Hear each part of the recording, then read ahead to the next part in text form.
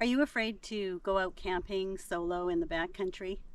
Well, join many of us who have some fear and anxiety about getting out there on our own. I'm Wendy from my channel is Wendy Outdoors, and welcome. I'm going to share 5 things that I've found that have helped me to be more comfortable with being out here in the backcountry on my own. First and foremost is preparation. I think that's paramount. You know that you're going to come out here, you're going to be on your own, so know your equipment, make sure your equipment's in really good condition, and if possible, whether you're setting up a tent, a hammock, or a tarp, practice it and practice it so that you know that should the weather turn on you, should the wind and the rain come up, or should you arrive after dark, that you're totally confident and competent in setting up your camp, your shelter. It's the very, very important thing. Also practice your fire making skills. Make sure that you've got more than one way to start a fire. Case in point, today my lighter didn't work, but I have at least 2 other methods for starting a fire that I carry with me. And so that's what I've had to use today. Also make sure that you have your safety equipment in order and you know how to use it. I choose to have a Zoleo, which is a satellite texting device that I can hook up to my phone on Bluetooth, because that gives comfort to me to know that I can have an SOS call. I can let my family know that I'm okay because they worry about me being out here by myself, which is understandable. And it's also given me a sense of comfort to know that I can call for SOS if I should need it. It's an excellent system, but there's other systems besides Zoleo, but that's what I choose to do. Also make sure you have your medication, your first aid kit, anything else like that that you need to be sure that you're going to be taken care of while you're out here, and you can take care of it yourself. Number 2, make a plan. Let people know where you're going, how long you're going to be. That goes without saying, whether you're on your own or with other people. But I like to have a plan where I've tried to come out and explore the area myself. I have found that getting familiar with the environment that I'm coming to has been really helpful. Try to choose an area that you're familiar with.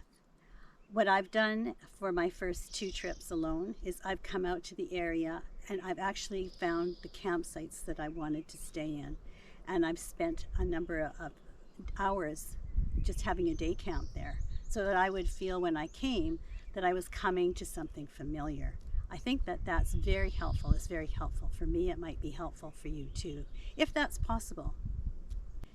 Consider your ability to be able to leave the area should you need to, or you just decide that you actually don't want to stay here.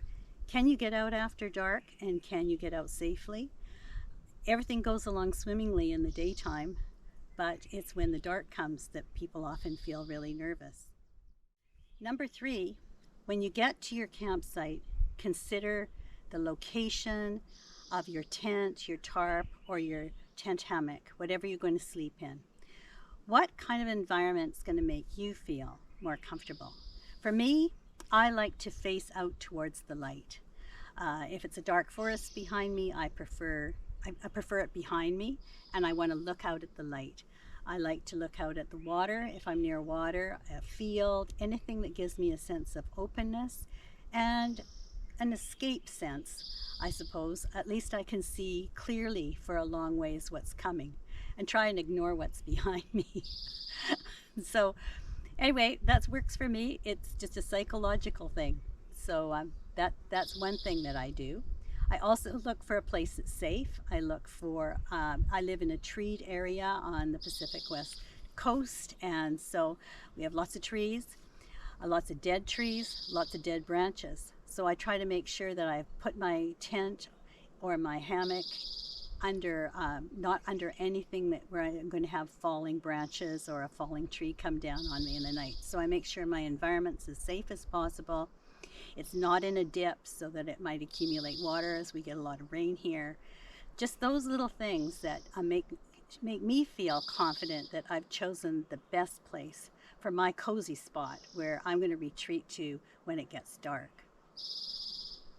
When you get to your campsite, and I hope you can get there for your first time or two early, spend time just being quiet and listening to the sounds that are natural to your environment.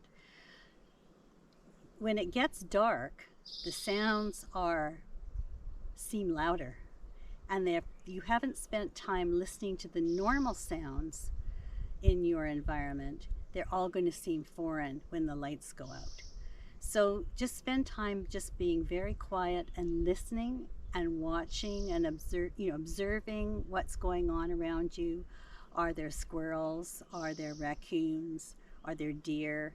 What do the deer sound like when they walk through the forest? They're going to sound louder at night, but if you know the sounds they make when they quietly are moving through the bush and through areas where they're browsing, you'll say, oh, that's a deer. So spend time just listening. I find that very helpful. Number 4 is to educate yourself about the environment that you're going into on the broader sense. What kind of weather patterns happen in the area that you're going through? Where are the prevailing winds coming from at the season that you're in? There's so many things that you can find out online and looking at weather reports for a while. I think those, and what kind of wildlife happen to live in your area. I know that in the area I'm in today, there are deer, there's lots of squirrels because I've heard them. I know that occasionally there's bear and there's occasionally cougar. I also know that statistically, the chances of me encountering one in the park where I am is pretty low. There's no reports of people being bothered by animals, by predators. And fortunately, where I am, there are food caches. But I've gone lots of places where there aren't food caches, and I've always managed to be enabled to put a rope up a tree and put my food far away from my campsite. Another thing I do when it comes to keeping off animals is I carry bear spray with me, just as gives me a psychological edge, and I know I'm by myself, and that's important. I think that you shouldn't underestimate the chance of encounters with animals, but stress the things that you can do and are doing to mitigate any kind of problem. I never even take toothpaste into where I sleep. There is absolutely nothing but me and my dirty clothes that go into my sleeping area. So no food, no snacks, maybe just an Nalgene of water. That's it. But nothing else comes anywhere near the tent. And in all the years that I've been camping, I have had 2 visitors to the tent. One was a bear and one was a wolf. They both, the wolf looked in and ran away, and the bear knocked over a pan and ran away without us even getting out of the tent. We saw his hind end. So, and I can't tell you how many nights I've camped out. Usually, though, with somebody else. But nonetheless, I do know that the incidents do occur, and I do everything I can to not make this a favorable place for any kind of wildlife. The more you educate yourself about the environment that you're going into, the more confident and empowered you'll feel when you get there. And if you arrive at a place that you've already scoped out, you won't feel like it's a strange place. And if you come prepared, you are going to feel confident with your ability to look after yourself and your equipment. The 5th and the hardest thing to deal with, I think, is the mental things. I try to tell myself what is reality and what is fantasy. You wake up in the night and you hear sounds. It could be mice just gnawing at the edge of your tent, and that does happen. Is it a raccoon? Is it a squirrel? Is it a deer? What is reality? Everything sounds louder at night, and that's just how it is. And you are alone. At least if you're with somebody, you can commiserate about it. Is this what we think it is, or not. Um, but the mental games, and I have experienced that when I'm with somebody, and I've also experienced it when I'm by myself. I have to tell myself, what is it you really hear, Wendy? Is this an issue? Are you safe? It's not. And I tell myself, no, it's not really an issue. I think it was just a tree branch that fell off a tree in the forest. Okay. Are you safe? Yes. Go back to sleep. Sometimes it works, sometimes it doesn't. But losing a bit of sleep isn't so much the problem.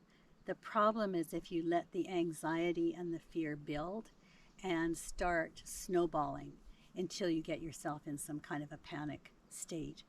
And then when you're by yourself, you're the only one who's here to get you out of it. So I try really hard to not go there. And I am pretty stern with myself when I think maybe I'm going to start to feel afraid and there's really nothing to be afraid of. I make myself stop, take some deep breaths, assess what is real, what is the reality. Everybody has their own coping mechanisms, and employ the ones that work for you. I know it works for me. But reality versus fantasy, and don't follow the thread of unnecessary and unreal fears. You'll just end up getting yourself in a frazzle. So breathe deep, count to 10, move on. In summary, I would say be prepared, know your equipment, know where you're going, have a plan, let people know your location, be aware of all your safety issues, and know yourself. Why are you out here? Most of us are out here because we love the outdoors. We love nature, we want to be out here, we want to experience that coming together of yourself, meeting with the natural environment, and just be here to enjoy it and love it. Like right now, the sun's just starting to go down, and I'm going to be making myself some dinner and making a little fire, and then it'll be time to go into bed, and I'll probably have to give myself a little talk and say, you're okay. So enjoy while you're here. You're out here so that you can be in nature, not be afraid, but respectful. So those are my 5 tips, and I have found them to be helpful. And we'll see how tonight goes, because I'm out here again by myself. And I'll check in with you in the morning and just let you know how I fared.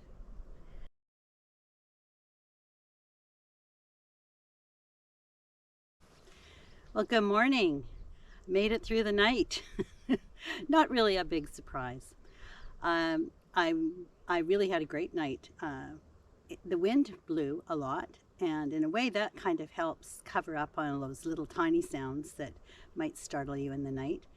I'm still trying to get used to sleeping in my tent hammock, and if I had a problem at all, it was just trying to get comfortable, because I'm not a back sleeper.